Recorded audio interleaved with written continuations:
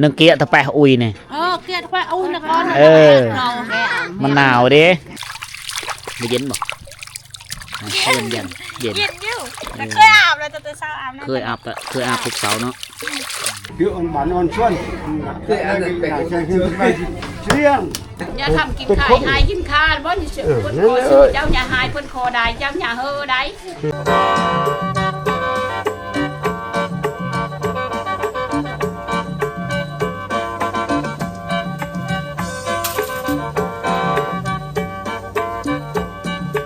สบายดีบรรยากาศยามเช้าๆเด้อมื้อนี้ค่อยมาที่เฮือนน้องซักคือเก่านะอยู่ที่บ้านปะงาเมืองเสโปนแขวงสวรรณเขต ค่อยไปฮอดผาบังนะกายบ้านน้ำโทนไปฮอดผาบังแล้วน้องสาวเขาติดต่อหาว่าเฮอมาโฮมงานผูกแขนเราที่อ้อกำอ้อฟืนอ้อไฟไหม้ทุกคนก็เลยได้ขับรถมาแต่เช้าเลยมื้อนี้เขาเจ้ากำลังห่างหากาเกมกำลังต้มเป็ดต้มไก่นะเครื่องอยู่ของกินทุกคนเลยประเภทนี้ดั้งเดิมของพี่น้องเผ่าบรูนะในเมื่อก่อนอลีก็คือสีมินิมีดอกประเภทนี้ที่ว่าผูกคอเตาเห็นหลังจากอ้อฟืนอ้อกำใหม่ของถ้าว่าเป็นดั้งเดิมของเผ่าบรูลีอันนี้เขาเจ้ากับเปลี่ยนแปลงไปนำคล้ายๆคือกันกับผู้ไทยไก่สอนเฮาเลยนะเบื้องนี้นี่ยังไม่ทันอ้อแต่ต่อไฟอากาศมันหนาวไม่ทันอ้อแต่ต่อไฟเนาะนึงเกียร์ตะแปะอุยเนี่ยเกียร์ตะแปะอุยนะก่อนมันหนาวดิ แต่เสาๆสูบเกาะควันตัวเตียดอยู่เนาะ กอกไผ่กอกมันเลยอยากออกมาลาเต้นคนได้เดี๋ยวเมนน้ำชาเขาเจ้าจะในนี้ได้ประเพณีของเขาได้ถงยาถงกาไฟถือติดถงไปนำเลยแหละไปป่าไปดงคือกันป้าไม่ได้แหละไปไงโอ้เฮือนน้องซักมันอยู่พุ่นทุกคนเลยนะเขาเจ้ากำลังเกี่ยมแหละเดี๋ยวตื่นมาเสาร์มันก็ออกมาใหญ่ตาได้อันนี้ดอกเข็มถ้าว่ามันแก่ไปกว่านี้เขาเจ้าก็มีเอาได้เขาเจ้าจะมีฮับซื้อซ้ำนี้นะพอดีเพราะว่ามันแก่นี่มันสิเป็นละอองมันสิเป็นมะมันล่นเสื้อกังเฮิรนอันนี้พอดีเลยนี่มันจะมีความทนทานในการใช้งานเอาดอกเข็มภาษาเวียดนามเขาจะเอิ้นดอดผู้คนก็หลายคนนะผู้และเต็มอยู่เทิงเฮือนผู้และมื้อนี้ประเพณีดังเดิมทุกคนหลังจากเกิดลุอ้อกำอ้อไฟแล้วก็ผูกคอต่อแหนกันนะ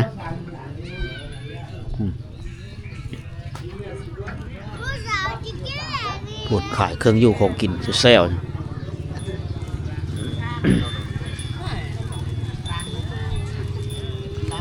เฮ็ดกินตาจ้าอลิกบอหมูน้องตัวหมูอลิกหมูอันนี้เฮ็ดอะไรเฮ็ดดุยอ๋อตาดุยเอาลงนี้เลยเนาะเขาเจ้าจะต้มข้าวเป๊ะได้ใส่เลยเอาเลยเอาเฮ็ดเอาข้าวสารกับกระดูกผสมกันนี่เลยเนาะได้แตกอยู่โคกินมืออะไรแบบนี้เนาะสับงานดอกน้อยเรียกจ้าเขาจี้เอ้ยได้เปิดหนาวมาตัวนี้สิเพิ่นไปเฮ็ดในเฮ็ดขึ้นผูกแขนละโหมันนี่กินข้าวแล้วบ่มันยังสิไปอาบน้ำก่อนอาบน้ำห้วยอ๋อเป็นเกมนะอาหารเคลื่อนที่จะน้อยเฮาขึ้นจะน้อยโดยขี่รถไปบ่อ๋อย่างไปก็ได้ก็คืนอาบน้ำก่อนเนาะเอาเมื่อนี้ตื่นสวยโมเมนต์อยู่ดึกบ่คืนนี่บ่ตื่นสวยมื้อนี้อ๋อปกติตื่นแต่เช้าไม่ได้ตื่นสวย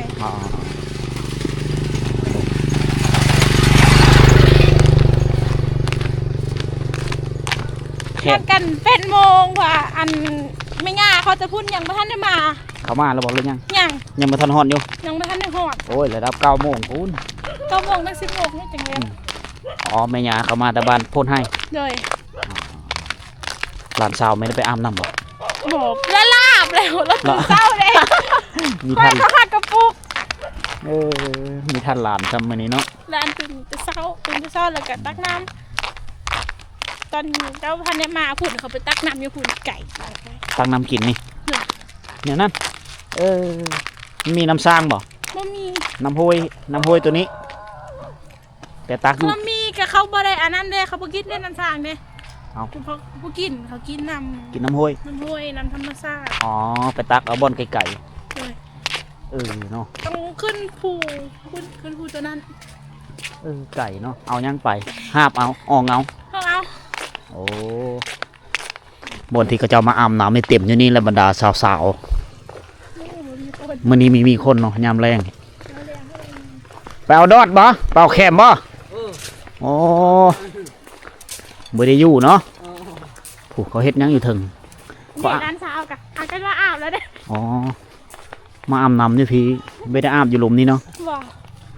เป็นวังน้ำเย็นแต่ละเย็นพูดสาวแลมาอาบน้ำก้อนแล้วสาวแลเนี่ย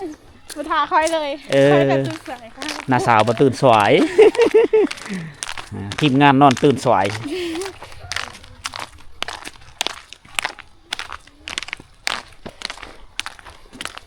พูดเซลมาอาบอยู่ถึงพี่เนาะทางนี้ไปตักน้ำเลย เลย อ๋อ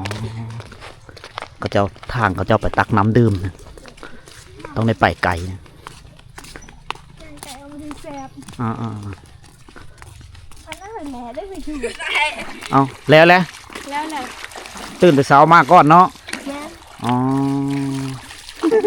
ตอนแรกเมื่อก่อนแล้ว เป็นหลานสาวของน้องซักจู้แล้วนี่เอาไปมาก่อนแล้วก่อนขณะผักเขาเจ้าเป็นตะสะอ่อนเลยผักงามเลยอันนี้จะเป็นผักกาดฉะนั้นเขาเจ้าพี่น้องเผ่าบรูเขาเจ้าเห็ดกระสูบเห็ดนำผักนะผูกมีผักหอมปลอมผักสลัดผักกาดผักโบหลายๆผักเลยเต็มศูนย์ผักปลอดสารพิษ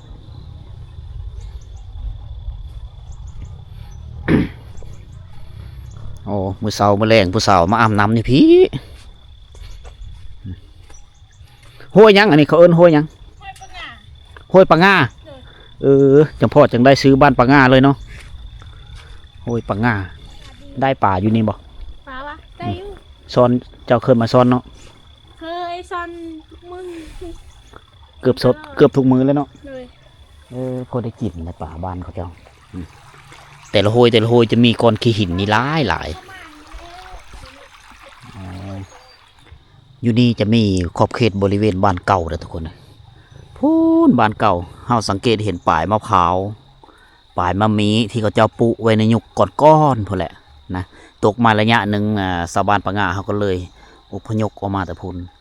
แล้วก็ไปตั้งบ้านเฮิรนอยู่แคมทางอยู่พี่ได้เพื่อสะดวกสบายในการไปมาฮ่าน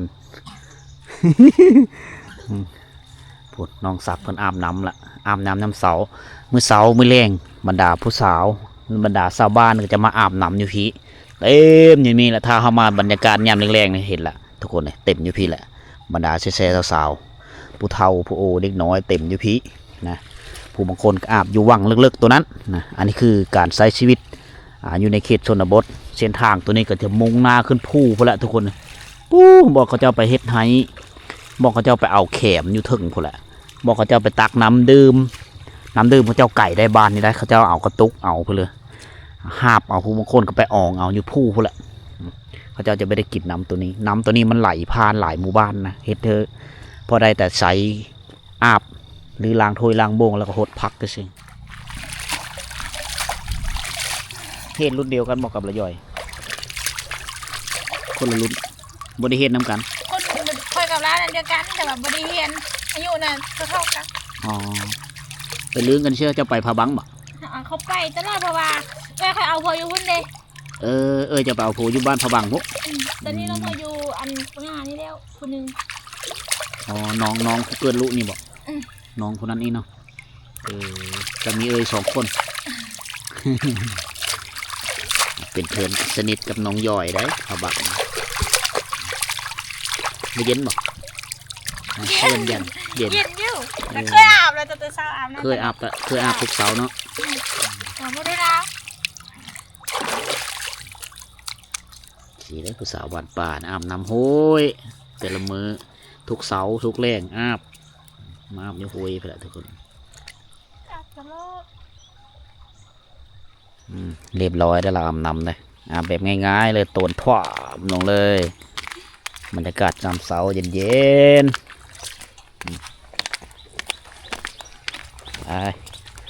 มือเฮือนเราแหละมันนี่หนาวบ่หนาวแล้วอาบตอนเสาโอ้ผักกูดหลายเนาะแคมโฮยบ้านเจ้าเนาะว่า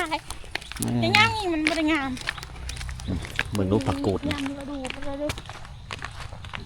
ถ้าว่ายามฝนนี่มันจะงอกงามเลยมันจะป่งมันใหญ่กว่านี้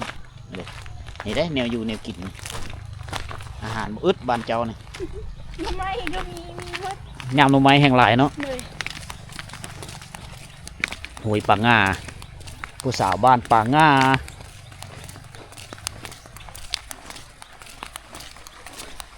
สาวซัก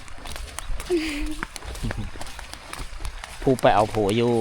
จะผู้ไปเอาผัวอยู่บนผาบังได้ลูกแล้วบอกได้ลูกได้2 คนได้2 คนละซื้อมันนะนางเรื่อง ไปส่งเลยเนาะตอนแต่งงานเนาะไปส่งตอนนั้นข่อยยังน้อยตอนนั้นนี่นะเรียนเก่าได้ย้อยนะแสดงว่าเอาแต่งงานได้หลายปีแล้วลูก2ยามน้ำลายมาน้ำจะล้นเลยโอ้โหตัวนี้ท่านี้จะน้ำมัดท่านี้บางมื้อก็น้ำท่วมแล้วก็ไปบ่ได้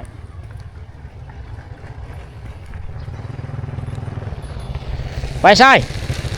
อาจารย์จอยฮะไปห้องการโอ้ดูเลยอ่ะขึ้นลุงอยู่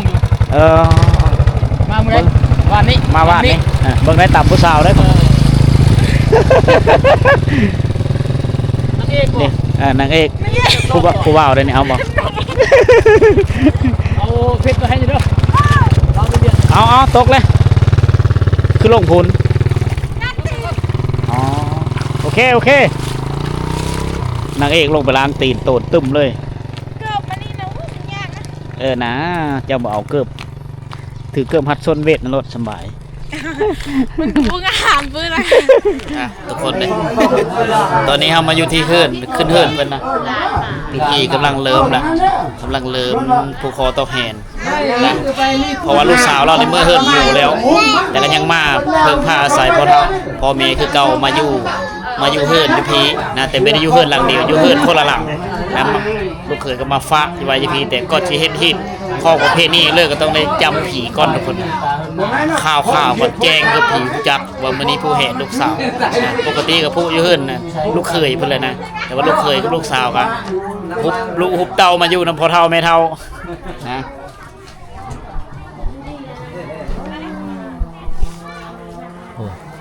แต่งแนวนี้เนาะแต่งนี้ยังเขาบางโพชิญอไปพุ่นไฟบนจำหมดแล้วจำผีเนาะจำครอบพี่เพื่อนสิครอบผีได้อันนี้แหละเผาบรูกับเจ้าเสือถือผีนี่ต้องได้มีงานมีฮีทข้อประเภทนี้ไปเลยต้องให้จำก่อนคำประจำอะไรเด้อนี่ดูปวดข้างในได้คำอะไรจะเป็นอะไรยังเอาไม่ชักเลยนี่ฮีทโพดยากเลยต้องได้หมูมาจำได้งัวได้ยังเลยคุณนึงลูกชาวคุณนึงชามควาย3 ตัวตัวนึงหันดองตัวนึงหันละปืบที่ชามมันพี่โปแต่นักแท้มันพี่โปนี่จักมือได้มีชะทามหากินมันถามมาเลยแม่นในเอ็ดยามนั้นถ้าว่าลูกหลานอยู่ไกลแล้วเอ็ดบ่ทันแล้วโทรมาโพเฮ็ดเด้อบัดนั้นค่อยสิเชียร์เองอันนั้นพี่โปเนาะเองเอาเคยทำงานนี่บ่ไหนเราเริ่มพิธีของเราได้บ้างได้นี่ อ๋อมีข้าวมีหมูมีน้ำมีเทศดอกไม้เทศคูด้วยนี่ ดอกไม้นั่นนี่ อ๋ออันนี้แหละประเพณีดังเดิมของพี่น้องเผ่าบรูเฮาทุกคน พวกเฮ็ดให้บังคับว่าอันกาวอัน ยังข้าวสารไหนพิธีเริ่มแล้วนี่อันนี้คือการจำผีผีที่เจ้าเสือถืออยู่เฮือนนี่แหละนี่แหละส่วนเผ่าบรูนะก่อนสิผู้ขอต่อเห็นมีฮีดของประเพณีเพื่อก็ตามที่ว่าเฮาจัดอยู่เฮือนเขาเจ้าต้องได้จำของรักษาผีบรรพบุรุษเขาเจ้ามีติดสมอง กินอันนี้ทางนี้ขาวทางนี้ดำนี่มันฮับ อ๋อ เนาะอันนั้นเนี่ยมูลินี่เนี่ยกูควบกันไว้ใช่เนี่ยมันเต็มโต๊ะดงชูปูแปลก่อนจะหอบเรียกกินเนี่ยกูควบเนี้ยกิจการตัวรู้ชวดที่มูลิเนี่ยมาชุดบ้างช่วยเชื่อปูกินทองปูไม่ใช่เพื่อนลูกเลยเนี่ยจะเพื่อนกินบางครั้งใช่ก่อนเอาเรียกกินเนี่ยจะวีพลึงก่อนเจ้าพี่มันเนี่ยกูควบเนี้ยพี่กินอย่างประชาชนได้ได้เลยดูเต็มโต๊ะดงชูปูว่าเป็นมูลิเนี่ยไปนอนเนี่ยแค่ข้าเฮ้ยเจ้าได้ตัวรู้ชวดอันกับปอไทยบ้านบ้านคนละข้างกันเชื่อเชื่อมันก็ทำเชื่อเชื่อเยี่ยโกน่ะเฮ้ยลูกเปิดจ่าเปิดลิกินกุ๊กกับใบชาก่อนเจ้าตึ้งถอดดูปูปลาเฮ้ยเอาตรงหน้าปูหน้าเทียนเอาตรงเดียวตรงใกล้ที่ตะมอนว่าทหารทำนั่นแหละกี่ก่อนเจ้าเนี่ยแกล้งเชฟเวียนเนี่ยโจรเนี่ยเช่นเฮ้ยเจ้าก็ได้ตัวรู้ชวดที่ก่อนเจ้าประดับป้าออนดูดีมีให้กินกินเยอะเรื่องจ่าเปิดลิคือออนบ้านออนชวนคืออะไรกันใช่คือไปเชียงต่อไปรับมาเชี่ยวต่อไปรับมาเชี่ยวไปจับจางแต่ยังจะไปเชี่ยวอันนี้มันฮับกิน ฮับอะไรฮะน้อง มีดำมีขาวไม่รู้นี่นะตั้งเป็นที่ละพวันละวะกลางนี่ละ นี่อันนี้ก็แถวนี้อ่ะ พอควันเริ่มเลยมีไก่มีตับหมูพร้อมนี่ประเพณีคล้ายคือกันกับผู้ไทยฮะมีอ้อตกรรมแกนพอกลับไม่ฮับคนน้อยฮับสมาชิกไม่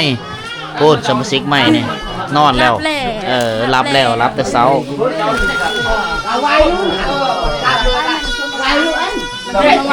เร่งเลยเขาเลยเขาทันเลยไปจะไปเที่ยวเจ้าต้องเขาโอ้เป็นตับน้องเงินเนาะนี่แหละครับสมาชิกใหม่นี่100 ล้านโลดนี่ครับสมาชิกใหม่กี่ชั่วโมงเต็มเนาะบิดแล้วท่าแล้วมาว่าน้ำกันนี่ละนะครับจะโจมเอาไม่ใช่เฮาละเจ้ามูเนี่ยเชื่อว่ามากกระดองกันมาเขาก็มากระดองแน่ดองนี่ล่ะเอ้ยมดโพมดเมย์มดอันร้านน้อยผู้เกิดเหมือนนี่ล่ะได้หมูตัวโลงนึ่งไก่ตัวนึ่งได้หับได้โจมแล้วตีหมูท่า5หมูหับแล้วแต่นี่ต่อไปเลยเพื่อเจ้าอยู่ดีมีแห้งเลี้ยงลูกเพื่อชุมจุงลูกเพื่อเติบได้เด้ออย่าทำกินขายหายกินคาบ่นี่เพิ่นขอซื้อเจ้าอย่าหายเพิ่นขอได้เจ้าอย่าเฮอได้เจ้าอุ้มเชิญตักยักเชิญดาแต่นี่ต่อไปเขาเติมมืดช้ำน้องนี่ลูก3คนเขาเติมมาเลยก็ยังออกเกินลูกแล้วเฮอมองเฮอตอมมากินข้าวเราลูกเฮอช่วยกาแขกหาเงินหาคำได้ความมีได้เท่านี้เด้อนึกนี่ขัน5นึกเชิญพานาแท้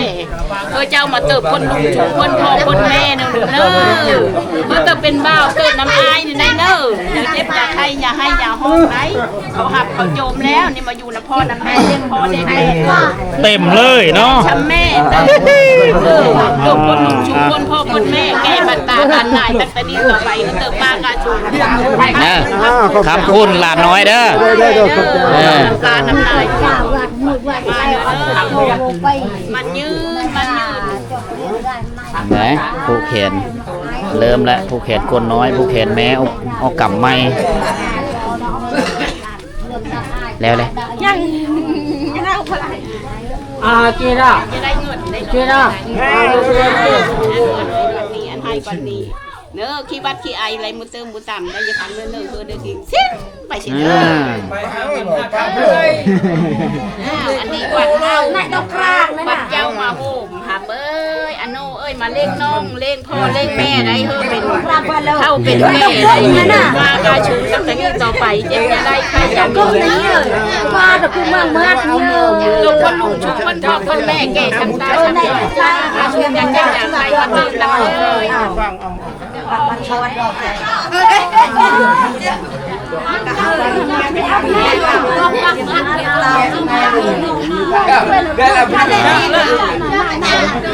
พิธีผู้แหนเริ่มแล้ว cái trò thế ổn món à chui vô ผู้แหนฮะแม่อุกำไม่นะหลังจากเกิดลูกแล้วก็สุขภาพอยู่ดีมีแห้งแล้วก็จัดพิธีผูกคอต่อแหน hai chục phútครับ mẹ cạ này หลานน้อย cạ đơ hai này tao quay hai chiều luôn quay này bạn cầm thử về vợ cho ôi phải cái tài lô dầu đây mới chú này mày cái dạ cạไม่รู้จะยังไงไหนมันคือไหนแล้ว หับคนน้อยหับแม่ไม่ เรา ญาติพี่น้องเขาแก่ในโฮมเต็มมื้อนี้พิธีผูกแขนมื้อนี้จัดอยู่ที่บ้านปะง่าเด้อเมืองเซโปนแขวงสวรรณเขตประเพณีดังเดิมดังเดิม cái là việc cái này chọn thì phải ao đong việc còn vạn kia trao ao em nữa ao แขนแม่พร้อม việc này là không chọn việc bạn ăn chuột đong việc trao tự nhiên đâu bạn đã làm rồi chạy